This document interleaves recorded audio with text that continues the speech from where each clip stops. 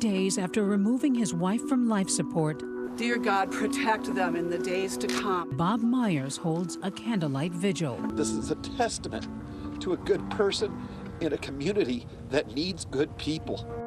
But now there are as many whispers about shooting victim Tammy Meyers as there are prayers for her. I want to keep the facts as they are because it's starting to get twisted. Just hours earlier, police announced a stunning discovery, one that paints a much different picture of this Las Vegas mom. The reason I wanted everyone here was to just clarify some things. A big piece of the Meyers account has been missing. Turns out, between that alleged road rage incident and the shootout, Tammy Meyers returned home with no one in pursuit, dropped off her daughter, and instead of dialing 911, picked up her son, who's armed with a gun, and went back on the road. She tells her 15-year-old daughter to wake up her son, who was in bed, and have him come outside and get in the car with her so that they can find who frightened them while they were on the roadway. She got her 22-year-old son to get his weapon. I mean, people start to wonder, should I be feeling bad for her? Local reporter Jackie Heinrich says that surprising and late disclosure changed the whole tone of the story. When the police held a press conference and said, actually, Tammy Meyers went back out, then they started to think, maybe this isn't what I thought it was in the beginning. Suddenly, the family is feeling the burn of online hate, with comments like, "Am I the only one who's glad she got shot?" On social media, people began to really turn on your wife and your son. Well, it bothered me, all of them did, because my wife wasn't a troublemaker. Bob is suddenly doing damage control, insisting that this is not a vigil for a vigilante. My son is not an animal. My son is a hero in my book. So what's Brandon's story? He says his mother was convinced that road rager was headed to the house to make good on his death threat. She said, someone's trying to kill us, we need to go now. I'm like, why don't we call 911? You said, let's call 911. Yeah, and she goes, we need to get away from the house. They're trying to hurt us. So I grabbed my gun. Brandon's gun, a registered Beretta 9mm pistol. Why'd you grab the gun? Just safety precautions. Someone's trying to hurt my family, so I'm gonna come protect them. Brandon takes me on a drive to relive that night with his frightened mom behind the wheel. And she's just like pale, her mouth was open. She was terrified. He points out the spot where he says his mom and sister were sideswiped by that angry driver. Happened right here. Right here. Do you see any cars? No, nothing. So he says they call it a night and head home. Still no cars, nobody's coming near you. No one's near us, completely, it's a ghost town. But then, just as they make a right turn by the junior high school, he says they spot a silver car. And they were right here in front of us. She saw the silver car right here. It was literally right here in front of us. Things would escalate, leading to the shootout in the cul-de-sac, with both Brandon and that mystery shooter exchanging more than 20 rounds. But the exact how and who of the incident still puzzles police.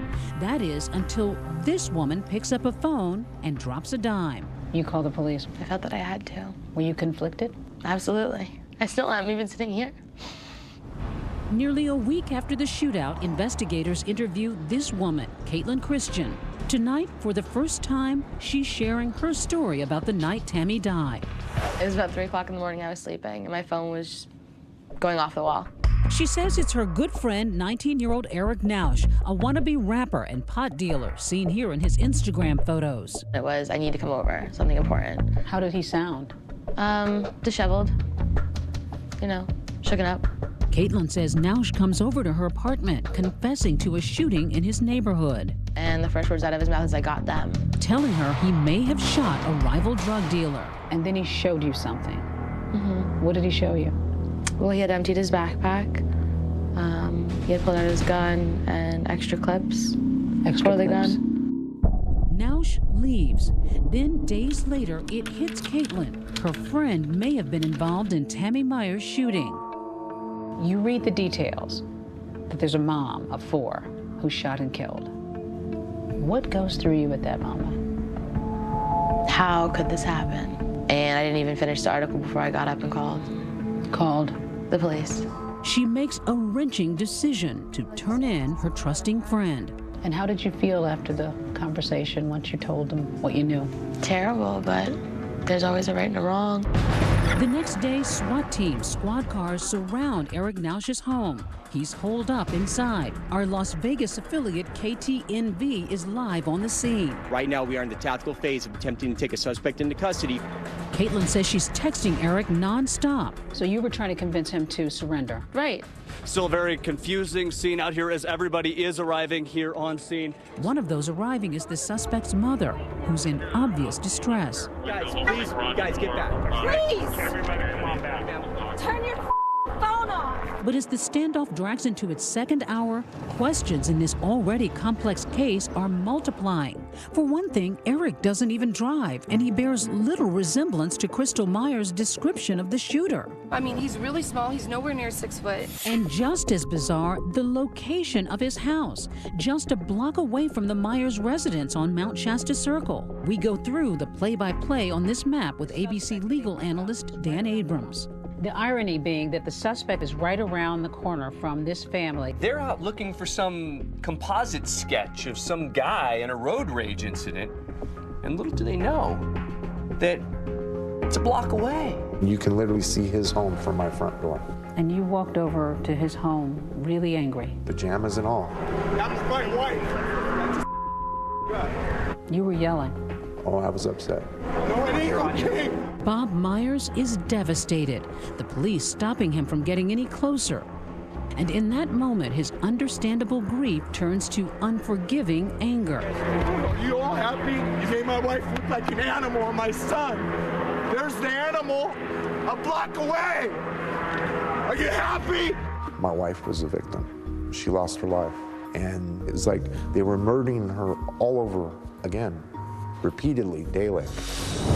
Finally, a shirtless Nowsch surrenders. Suspect has been taken into custody. Suspect is en route to headquarters to be interviewed. Yes, police have questions, but nobody's prepared for the shocking answers.